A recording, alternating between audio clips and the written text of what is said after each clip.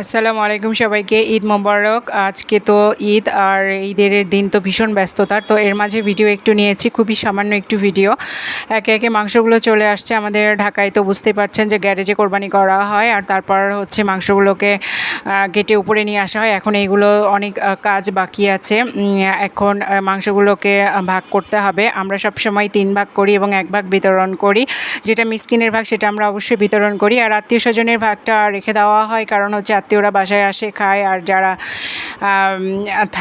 যারা দূরে থাকে তাদেরকে আসলে পৌঁছানো সম্ভব হয় না। তো যখন আসে, কারণ কোরবানির মাংস তো আর একদিনে শেষ হয়ে যায় না, আত্মীয়রা যখন বেড়াতে আসে তখন রান্না করে খাওয়ানো হয়। তো যে যেভাবে পারেন আর কি, যতটা পারেন বিতরণ করবেন। বিশেষ করে মিসকিনের ভাগটা, ফকির মিসকিনের যে ভাগটা, এটা হচ্ছে কখনোই রেখে দেবেন না। অন্য যে 2টা ভাগ যদিও রেখে দিবেন, কিন্তু ফকির মিসকিনের ভাগটা অবশ্যই বিলাবেন, কারণ তারা আসলেই সারা বছর খেতে পারে না। আমরা তাও যা খেতে পারি, তারা আসলে সারা বছর খেতে পারে না। তো আজকে আমার ভিডিওটা কিছু অংশ আমার মেয়ে করেছে, যে লম্বা করে নিয়েছে, যার কারণে ফুটেজটা একটু এরকম আসছে। তো আসলে রান্না বসিয়ে দিয়েছি, আমি খাসির মাংস বসিয়ে দিয়েছি, এরপর গরুর মাংসও বসিয়ে দেব।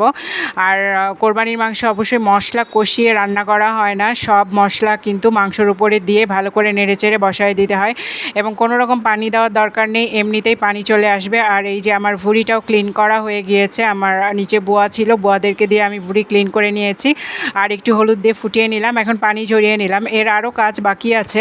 তো এটা আপাতত মানে প্রাথমিক যে কাজটা সেটা হয়েছে। এইটা নিয়েই সবচেয়ে বেশি ঈদের দিনে টেনশন লাগে, যে বোয়া পাবো কি না, ক্লিন করতে পারবো কি না। ওইদিকে খাসির মাংস চুলায় বসে গিয়েছে, আর গরুর মাংস আমি এই যে ধুয়ে রেডি করে ফেলেছি। এখন হচ্ছে বসিয়ে দিব। এই বড় হাঁড়িটাতে আমি হচ্ছে গরুর মাংসটা বসাবো। গরুর মাংসও ঠিক একইভাবে খাসির মাংসের মতো করেই বসাবো, কারণ সব কাটা মশলা দিয়ে বসাবো। আর হচ্ছে প্রথমে মাংসটা দিয়ে দিব, আর মাংস দেওয়ার পরে একে একে পেঁয়াজ কুচি, দারচিনি, তেজপাতা, কালো এলাচ, সাদা এলাচ, একটু জয়ত্রী, গোলমরিচ, লবঙ্গ, আদা বাটা, রসুন বাটা, লবণ, হলুদ, মরিচের গুঁড়া, আস্ত মরিচ এবং রসুন, আস্ত গোটা রসুনও দেব, কারণ এটা অবশ্যই আমরা দেই। কোরবানির মাংসে তো আরও ভালো লাগে, এমনি নর্মাল মাংস রান্নাতেও দেই। এই সমস্ত কিছু মশলা এবং তেল দিয়ে মাংসটাকে একবারে বসিয়ে দিব, এবং যথারীতি এই মাংসেও কোনো পানি অ্যাড করব না, এমনিতেই পানি বেরিয়ে যাবে। আর তারপরে কিন্তু এই পানিটা যখন শুকিয়ে যাবে তখন একটু পানি দিব। আর ঠিক সেই সময় আমার চ্যানেলে যে ভাজা মশলার মানে স্পেশাল যে ঈদের মশলাটা আমি তৈরি করেছিলাম, সেই মশলাটার যে রেসিপিটা দিয়েছি, সেই মশলাটা কিন্তু এখন ব্যবহার করা হবে মাংসে, এবং এটার কারণেই কিন্তু কোরবানির মাংসটা খেতে আরও স্পেশাল লাগে, এবং স্পেশাল এর স্বাদ এবং টেস্ট হয়ে যায়। তো সেই মশলাটা একদম লাস্টে ব্যবহার করা হয়, আমি মাংসের শুরুতে দেই না। ওখানে প্রায় 18 রকমের মশলা মিক্স করে মাংসজাত তোলা আছে। তো খাসির মাংস যখন হয়ে আসছে তখন আমি দেখাবো যে আমি মশলাটা আমি কখন দিলাম। আর এখানে একে একে কিন্তু আমি সেই গুঁড়া মশলাগুলো গরুর মাংসের জন্য দিয়ে দিচ্ছি। সাধারণত যেই মশলাগুলো দিয়ে আমরা নর্মালি গরুর মাংস রান্না করি।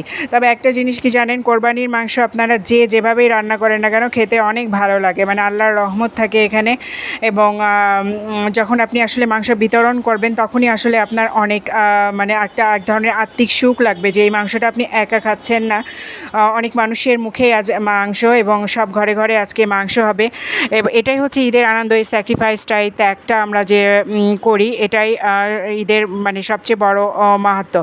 তো মাংসগুলো দেওয়া হয়ে গিয়েছে, আমি এখন নেড়ে নিচ্ছি খুব ভালো করে। এই মিশ করাটা খুব কঠিন, কারণ অনেকগুলো মাংস, আর আমার হাত ব্যথা হয়ে গেছে অলরেডি।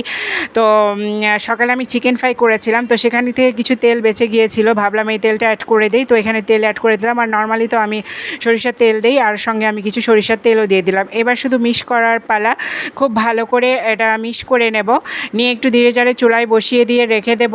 আর এই মাংসটা কিন্তু আস্তে আস্তে হয়ে যাবে। আর ওইদিকে কিন্তু আমি মাংস ভাগ করব, বিতরণের মাংস আলাদা করব, প্রতিবেশীদের জন্য মাংস আলাদা করব।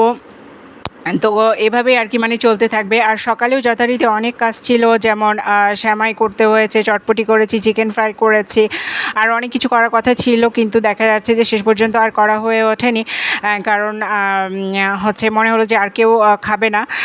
তো এমনিতেও অনেক কিছু হয়েছে, তো ফুচকাও ভাজা যাবে, কারণ চটপটির ওইটা দিয়েই তো ফুচকা মানে খাওয়া যায়। তো এইগুলো আস্তে আস্তে খাওয়া হবে। নাস্তা আইটেমের প্রতি আসলে এবারের ঈদে তেমন কোনো আকর্ষণ থাকে না, সবার আকর্ষণ থাকে মাংসের জন্যই।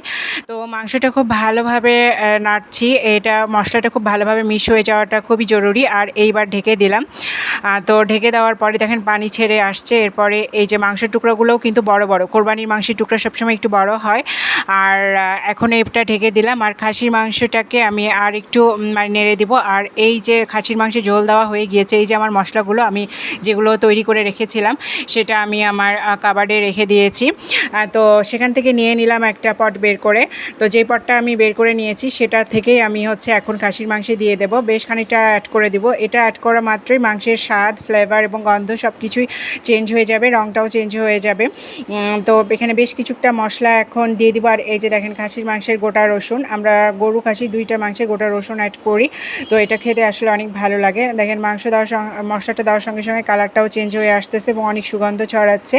তো এটা এখন আমার এই মাংসের কাজ মোটামুটি একদমই শেষ। এটা এখন জাস্ট একটু ঝোলটা আর একটু কমে আসবে। তো ঝোলটা কমে আসা পর্যন্ত এটা চুলার উপরে থাকবে। আমি ভালো করে জাস্ট মশলাটা মিশিয়ে নিচ্ছি। মশলাটা মিশে হয়ে গেলে ঢেকে দিয়ে চুলার জালটা একটু লো হিটে দিয়ে মাংসটা আর যেইটুকু পরিমাণ সেদ্ধ হওয়ার বাকি আছে শুধু সেইটুকুই সেদ্ধ হবে। আর গরুর মাংসটাকে আমি আরও একবার নাড়াচাড়া করে দিচ্ছি। এখানেও সেই স্পেশাল মশলাটা অ্যাড করিনি, আর একটু পরে অ্যাড করব।